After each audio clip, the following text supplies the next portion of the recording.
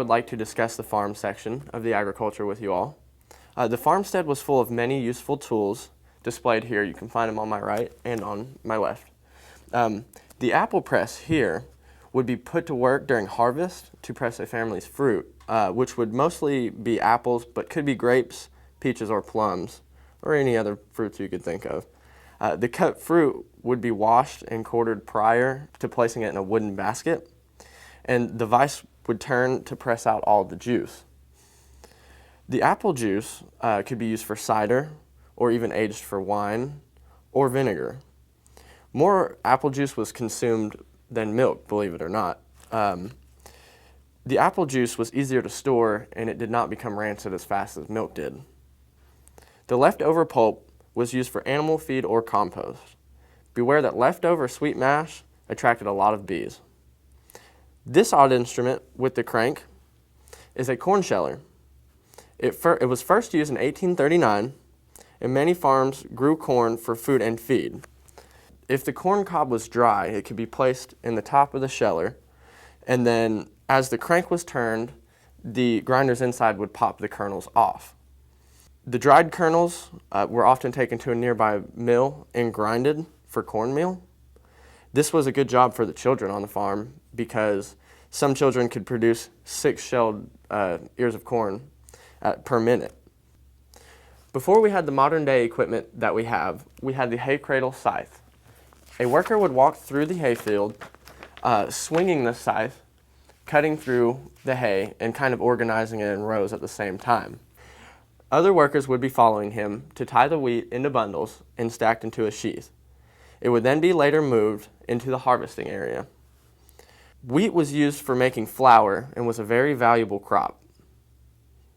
This large machine here to my right, the gray machine, is a broom making machine. It would not be found on every farm, but usually someone in the local area had this machine. Brooms were made very early, generally for an individual, for use at home, and was made from twigs that were dried and wrapped around a long stick.